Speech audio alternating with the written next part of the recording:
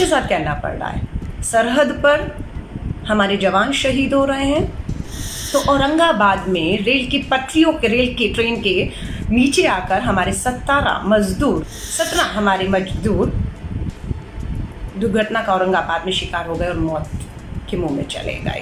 मई चल रहा है, जून और जुलाई में हम सबसे ज्यादा आंकड़े भारत के कोरोना पीड़ित लोगों के होंगे। प्रधानमंत्री नरेंद्र मोदी जी से एक बार 6 सालों में एक प्रेस कॉन्फ्रेंस, एक प्रेस वार्ता नहीं की। देश के प्रधानमंत्री मालूम नहीं किस घमंड में चूर हैं। जय हिंद साथियों, आप सभी का स्वागत है। मैं दिल्ली से अलका लांबा। जब मैं ये बोलती हूँ कि मैं दिल्ली से अलका लांबा, तो कुछ लोग ये कहते हैं कि मैं क्यों बताती हूँ कि मैं अलका लांबा हूँ। लेकिन जब कोई नेता ये कहता है कि अरे तुम मुझे नहीं जानते हो, वो अपना नाम नहीं बताता, कोई उससे पुलिस वाला या अधिकारी पूछ ही बैठता है कि आप कौन हैं, तो वो घमंड में कहता है कि मुझे नहीं जानते हो, मैं कौन हूँ। भाई नहीं जानता, बता दो।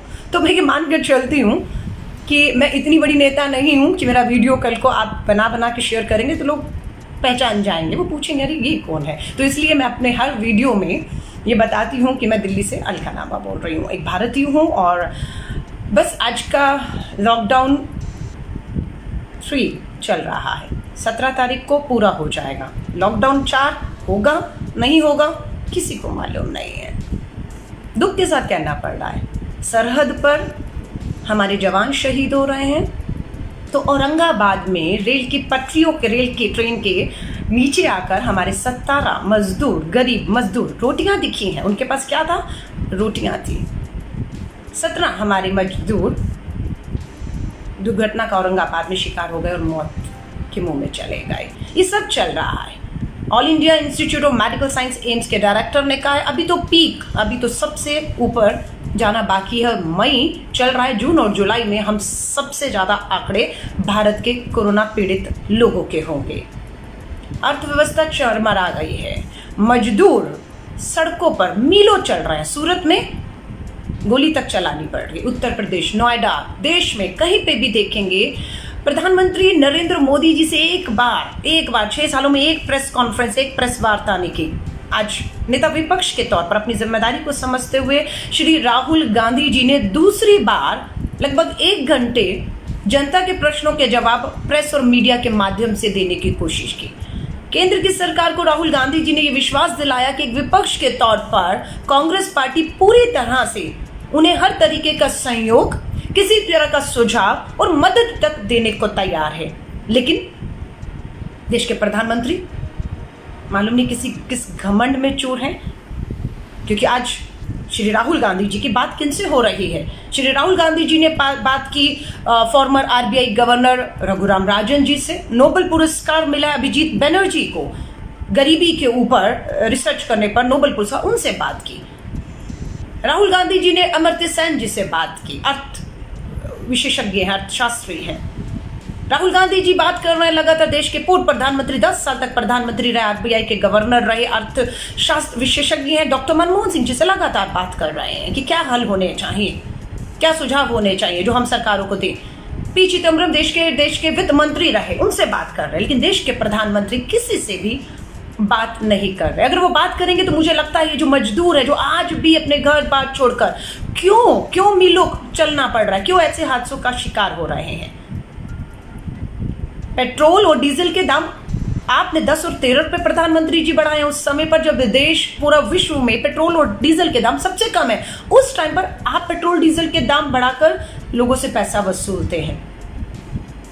ऐसे समय में आप मजदूरों को मुफ्त की ट्रेन की टिकट नहीं देते। जब तक सोनिया गांधी जी कांग्रेस के लोगों को नहीं कहती हैं कि इन टिकटों का जो बोझ है, पैसा वो हमें देना है, कांग्रेस के कार्यकर्ताओं को देना, हम जैसे लोगों ने दिया है, तब तक देश के प्रधानमंत्री जागते नहीं हैं, तब तक ट्रेनों की व्यवस्था नहीं होती है।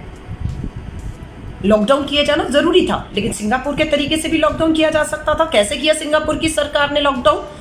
1 हफ्ता पहले घोषणा की कि हम 1 हफ्ते के बाद लॉकडाउन करेंगे। 1 हफ्ते में ट्रेनों की सुविधा, आवाजाही की सुविधा, हर तरीका की सुविधा हर आदमी को दी गई सिंगापुर में, ताकि वो अपने जगहों पर जा सके। लेकिन हमारी सरकार ने क्या किया? देश के प्रधानमंत्री नरेंद्र मोदी जी 8 बजे आए और 12 बजे देश भर में लॉकडाउन हो गया। और हमने सड़कों पर गरीब मजदूर कामगार के लोगों को सड़कों पर देखा, मीलों चलते हुए देखा, दुर्घटना का शिकार होते हुए देखा। आज हमारी अर्थव्यवस्था का बंटा बैठ गया है। पीएम केयर फंड, आप मजदूरों से टिकट ले रहे हैं, आप हवाई जहाज से जिन्हें ला रहे हैं, उनसे पूरा पैसा वसूल रहे हैं।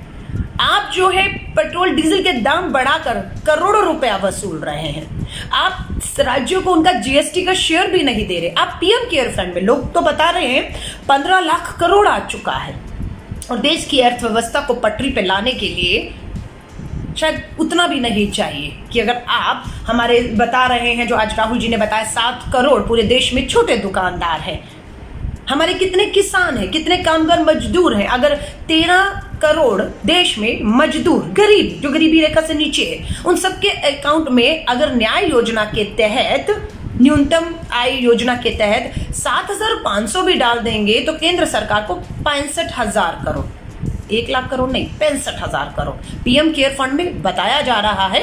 पारदर्शिता नहीं है, इसलिए इस आंकड़े को कितना सही है गलत है नहीं बता पा रहे हैं कि सच में पीएम केयर फंड में कोरोना वायरस से लड़ने के दौरान जो पीएम फंड खोला गया उसमें 15 लाख करोड़ आ चुके हैं। पेट्रोल डीजल से 15 लाख करोड़ पेट्रोल डीजल पे जो पैसा आपने बढ़ाया है, क्योंकि विश्व में तो बहुत कम कीमतें हैं, आपने कमाया, आपने पीएम केयर फंड में आया। पीएम केयर फंड में पारदर्शिता क्यों नहीं है? जब आप पारदर्शिता नहीं लाएंगे, जवाबदेही नहीं लाएंगे, तो प्रश्न तो स्वाभाविक है उठना कि पीएम केयर फंड में कौन दे रहा है, कितना दे रहा है, कितना आ चुका है, किस राज्य को उस पीएम केयर फंड से पीपी किट के लिए, टेस्टिंग के लिए कितना दिया गया है। ये अगर आप नहीं बताएंगे तो शक पैदा होता है कि पीएम केयर फंड का पैसा जा कहाँ रहा है। सरकार तो किसी को दे नहीं रही, उल्टा petrol diesel, PM care fund, हवाई जहाज की टिकटों के पैसे या इवन की ट्रेन का पैसा जो है आप वसूल रहे हैं, लेकिन खर्च कहीं नहीं कर रहे हैं। आज हमारे जो बहुत छोटे छोटे उद्योग थे, जो घरों की दुकानों से, 7 करोड़ दुकानें हैं, छोटे मोटे उद्योग चलते हैं, मध्य मीडियम और स्मॉल इंडस्ट्री जिसे हम कहते हैं, उसमें कम से कम 11 करोड़ लोग काम करते हैं, सब बेरोजगार हो चुके हैं। 45 दिन हो गए आज लॉकडाउन को, 17 तारीख के बाद 4th होगा या नहीं होगा किसी को मालूम नहीं है। नेता विपक्ष के तौर पर राहुल गांधी जी दूसरी बार प्रेस वार्ता करते हैं इन 40 दिनों के लॉकडाउन में 1-1 घंटे के लिए, और जनता के प्रश्नों के जवाब जो है वो मीडिया के माध्यम से देते हैं। पर देश के प्रधानमंत्री 6 सालों में या अभी भी एक बार भी सीधा जनता के प्रश्नों के जवाब मीडिया के माध्यम से, प्रेस वार्ता से, प्रश्नों से डर रहे हैं। मैं आप सभी लोगों को कहूंगी, आपको मालूम है, आप मेरा लाइव देखिएगा जो मैंने कुछ दिन पहले किया था गुजरात के अहमदाबाद में। वहां के अहमदाबाद के आईएएस ऑफिसर, कमिश्नर, अहमदाबाद के कमिश्नर ने खुद प्रेस वार्ता करके बताया था कि 15 मई तक गुजरात के मात्र अहमदाबाद, जहां पर नमस्ते ट्रंप हुआ था, वहां पर 50,000 कोरोना वायरस के पीड़ित हो जाएंगे, और 31 मई तक 8 लाख। उस अहमदाबाद आईएएस ऑफिसर कमिश्नर की बात को गंभीरता से लेने की बजाय उस पर कार्रवाई कर दी। उस कमिश्नर को गुजरात की बीजेपी सरकार ने छुट्टी दे दी, हटा दिया कि तुम सही आंकड़े क्यों बता रहे हो। उससे बदनामी होती है गुजरात की बीजेपी सरकार की, और देश के आंकड़ों को आपको छुपाना होगा। आर्थिक पैकेज के नाम पर किसानों को 2,000 रुपए देने की बात थी, लेकिन किसानों की चौथी किस्त अभी तक नहीं पहुंची, जबकि इस समय जब फसलों की कटाई है, बुआई, वहां पर लोगों को बेचना है, किसानों को अपने आना को न्यूनतम कुछ तय नहीं कर पा रही सरकार। देश के गृह मंत्री मालूम नहीं कहाँ गायब है। लोग पूछ रहे हैं, अलग अलग तरह की अटकलें लगाई जा रही हैं, लेकिन कोई जवाब नहीं है। और अपने ही मुख्यमंत्रियों से कांग्रेस की अध्यक्षा श्रीमती सोनिया गांधी जी, राहुल गांधी जी, मनमोहन सिंह जी लगातार अपनी कांग्रेस की सरकार, मध्य प्रदेश हो, हमारे मध्य प्रदेश तो अभी शिवराज सिंह जी की चौहान की सरकार है, देख रहे हैं क्या हालत है वहां पर, लेकिन पंजाब हो, आपका राजस्थान हो, छत्तीसगढ़ हो, पुडुचेरी, लगातार अपने मुख्यमंत्रियों के कांग्रेस सरकार संपर्क में है। हर तरह की मदद कांग्रेस अपनी सरकारों को, केंद्र में कांग्रेस की सरकार ने फिर भी दे रहा है।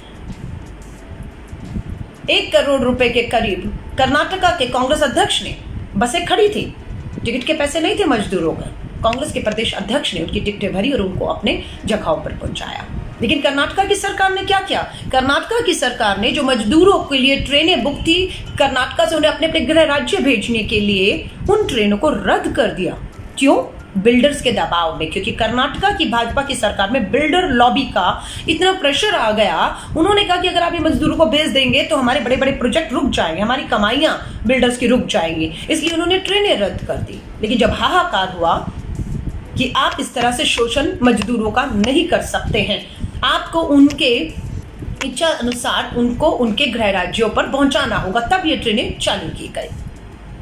उड़ीसा का भी एक सामने आया, लोग कोर्ट पहुंच गए हैं। उन्होंने कहा है कि उड़ीसा के अंदर जो लेबर दूसरे राज्यों से वापस आ रही है, अगर कोई कोरोना वायरस पॉजिटिव मिला, उड़ीसा सरकार उसे अपने राज्य में अंदर नहीं आने देगी। कहां जाएगा वो आदमी? कहां जाएगा? किस सरहद, किस बॉर्डर, किस राज्य में वो अपनी रोटी रोजगार के लिए परिवार को लेकर मोहताज पड़ा रहेगा? ये कोई सीएए में, नागरिकता बिल में आप किसी बाहरी देश के लोगों को सरहद पर वो अपने क्या कहते हैं उसको, शरणार्थी घर बनाकर नहीं, ये देश के लोग हैं, आपके अपने लोग हैं। मैं लोगों को कहूंगी, राहुल गांधी जी ने नेता विपक्ष के तौर पर सुझाव दिए। मानना ना मानना देश की सरकार पर निर्भर करता है। हर तरह के सहयोग की बात की कि आप केंद्र सरकार कोई भी नियम कायदे तय करेगी, हमारी राज्य सरकारें कांग्रेस पूरी तरह से सहयोग करेंगी, जो कर रही हैं। अगर आपने लॉकडाउन अनाउंस किया है तो राज्य सरकारें कांग्रेस की मुस्तैदी से उस लॉकडाउन को, नियम कानूनों को अपने राज्यों में लागू करा रही है। आप हमसे मदद की भी बात करेंगे तो युवा कांग्रेस से लेकर दिल्ली प्रदेश कांग्रेस के लोग जो हैं, लगातार आप देखेंगे मुफ्त की मजदूरों की टिकटें का वाहन करना हो वो कर रहे हैं, खून देना हो कांग्रेस के लोग दे रहे हैं, खाना खिलाना हो, व्यवस्था करनी हो, कांग्रेस के लोग कर रहे हैं। हर तरीके की हम विपक्ष में मुट्ठी भर हैं, फिर भी आप देख रहे हैं कि जनता के प्रति अपनी जिम्मेदारियों से हम मुंह नहीं मोड़ रहे। लेकिन आपसे, जनता से, दिल्ली और देश की जनता से अपील करना चाहूंगी, देश के प्रधानमंत्री जी को कहिए, कीजिए एक प्रेस वार्ता। प्रेस मीडिया के लोगों के माध्यम से जनता की चिंताएं, प्रश्न, उनकी समस्या, उनके हल देने की कोशिश कीजिए। सीधा संवाद स्थापित करिए। एक तरफा बात करने से समस्याओं के हल नहीं निकलेंगे। और आप सभी से कहूंगी, दिल्ली की केजरीवाल सरकार हो या भारत सरकार हो, पूरी तरह से ऐसा लगता है बिना प्लान के लॉकडाउन किया। लॉकडाउन में हल नहीं था, लेकिन लॉकडाउन में 45 दिन आपको देश की जनता ने एक तपस्या की। 40 दिन आपके नियम कायदों के मुताबिक घरों में अपने आप को बंद कर लिया। सबने बंद कर लिया कि आपको 40 दिन मिले, अब आप तैयारी कर लेंगे, जब लॉकडाउन खुलेगा तो आप तैयार होंगे। लेकिन आपने कोई तैयारी आपकी दिख ही नहीं रही है। यूं ही all India medical institute AIIMS के डायरेक्टर ने नहीं कह दिया अब तो पीक आना बाकी है, अभी तो भुखमरी, गरीबी बाकी है। लग रहा था कोरोना वायरस से लोगों की मौत होने का डर था, लेकिन यहाँ तो जो लोग सड़कों पर मजदूर गरीब निकल गए अपने घरों पर चलने के लिए मिलो, वो हादसे का शिकार हो रहे हैं। और आगे कहते हैं कि अगर यही रहा तो भुखमरी से भी देश में मौतें हो सकती है। 140 करोड़ का विश्व का, चाइना के बाद सबसे बड़ा देश है, सबसे बड़ा देश। मैं आप सभी से कहूंगी, आप राहुल गांधी जी को इन सुझावों के लिए, जो उन्होंने खुद अपने आप से नहीं दिए हैं, उन्होंने लगातार, मैंने 4 नाम बताए, बड़े नाम हैं, विशेषज्ञ हैं, उनकी पकड़ है अर्थव्यवस्था के ऊपर, उन्होंने रिसर्च किए हैं, उन्हें नोबेल पुरस्कार मिले हैं। गरीबी, अर्थव्यवस्था के ऊपर किस तरीके से आप पटरी पर ला सकते हैं, किस तरीके से इस महामारी से सब एक होकर लड़ सकते हैं। लेकिन सरकारों ने, दिल्ली की केजरीवाल सरकार हो या केंद्र की मोदी सरकार, हथियार डाल दिया। पर आप लोगों से अभी भी हाथ जोड़कर कहूंगी, ये जान आपकी है, घरों में रहिए, जितना हो सके अपने घरों में रहिए। अभी भी मैं कहूंगी मास्क का इस्तेमाल करिए, सैनिटाइजर का इस्तेमाल करिए, अपने हाथों को लगातार धोते रहिए। और अगर आपके इलाके में किसी को भी पता लगता है कि इस तरह का वायरस आ चुका है, उसमें कृपया अपने आप को उनसे बचाकर दूर रखिए, अपने घरों में रखिए, क्योंकि सरकार ने हथियार डाल दिए। इसका एक ही बचाव है कि आप अपने आप को अब अपने घरों के अंदर जितना बंद कर सकते हो, जितना रख सकते हो सुरक्षित, उतना रखिए, क्योंकि केंद्र की सरकार ने पूरी तरह से हथियार डालते हुए दिख रहे हैं। और आज नेता विपक्ष के तौर पर राहुल गांधी जी को नहीं, देश के प्रधानमंत्री जी को आगे आकर लोग सुनना चाह रहे थे कि प्रेस वार्ता करें, प्रेस के प्रश्न लें, लेकिन वो डर रहे हैं, उनके पास कोई जवाब नहीं है। वो अमेरिका की बात करेंगे, वो यूके यूएसए की बात करेंगे, इटली की बात करेंगे, पर वो हिंदुस्तान के मजदूर और किसानों की बात नहीं करेंगे। वो गिरती अर्थव्यवस्था, बढ़ती बेरोजगारी पे बात नहीं करेंगे। अगर राहुल गांधी आपको सुझाव देंगे तो आप गाली मारेंगे। मैं आप सभी से कहूंगी, राहुल गांधी जी का एक सुझाव बहुत जरूरी है, जो उनकी न्याय योजना, न्यूनतम आय की जो योजना है कि 13 करोड़ देश में 13 करोड़, सिर्फ मात्र 13 करोड़, 130 करोड़ में 13 करोड़ ऐसे हमारे गरीब हैं जो गरीबी रेखा से बिल्कुल नीचे है, जिनके पास जो दिहाड़ी मजदूर थे, जो रोज कमाते थे और आटा दाल लाकर खाते थे, उनके बैंक खातों में आपके पास उनकी सारी जानकारियां हैं। 7,500 महीना डाल दीजिए, वो अपना पूरा एक महीना वो परिवार 7,500 में निकाल लेगा और वो एक महीना फिर सरकार को तैयारी के लिए मिल जाएगा इस कोरोना वायरस से लड़ने और अर्थव्यवस्था को पटरी पर लाने के लिए। लेकिन इन 13 करोड़ परिवारों को 7,500 रुपया महीने भर का एक बार देने से ऐप पर बोझ आएगा 65,000 करोड़, मात्र 65,000 करोड़। ये अर्थ जो हमारे आर्थिक विशेषज्ञ हैं, ये उनकी कैलकुलेशंस हैं। प्रधानमंत्री जी को उनसे सीधे बात कर लेनी चाहिए। अगर वो राहुल जी उनसे बात कर रहे हैं और राहुल जी से वो सुझाव दे रहे हैं और राहुल जी प्रेस के माध्यम से जो प्रश्नों के जवाब देकर आप तक पहुंचा रहे हैं, आप क्यों नहीं इन लोगों से बात कर लेते?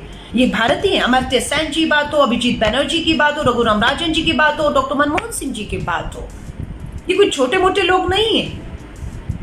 सीधे इनसे संवाद करके, इनके सुझाव लेकर आप सीधे अपना नाम डाल दीजिए, अपना नाम डाल दीजिए, ताकि कहीं पर भी ना लगे ये कांग्रेस से सुझाव आए थे और श्रेय लेने की लड़ाई आप लड़ लीजिए। आप ले लीजिएगा श्रेय, लेकिन जो सुझाव आ रहे हैं विशेषज्ञों से, राहुल गांधी जी के माध्यम से उसे देश पे लागू करिए, उससे देश का ही फायदा होगा। नहीं तो ये बेरोजगारी, भुखमरी, मजदूरों और गरीबों का, किसानों की जो हालत बदतर है, और ऊपर से सरहद पर हमारे जवान इस देश की सुरक्षा के लिए लड़ रहे हैं, उस जवान को भी एक बार ये देखकर दर्द तो जरूर होगा। जिस देश की सरहद पर मैं अपनी जान दे रहा हूं, उस सरहद के अंदर सरकार ने देश की अर्थव्यवस्था को पटरी पर लाने के लिए शराब और दारू की ठेके खोलने का मात्र एक रास्ता उन्हें सूझा है। पेट्रोल डीजल के दाम बढ़ाकर मात्र दूसरा रास्ता देश की सरकार को, गरीब को मारने का सूझा है। उस सरहद पर शहीद होता जवान भी सोच रहा होगा। सबसे कहूँ इस वीडियो को शेयर करिएगा, क्योंकि इन सुझावों का किसी भी तरह देश की सरकार तक, प्रधानमंत्री तक पहुंचना बेहद जरूरी है, ताकि वो बहुत देर हो उससे पहले जागें और कार्रवाइयां करें। मेरी शुभकामनाएं आप सभी के साथ हैं। अपना ख्याल रखिए, सुरक्षित रहिए, परिवार के साथ रहिए। जय हिंद, जय भारत।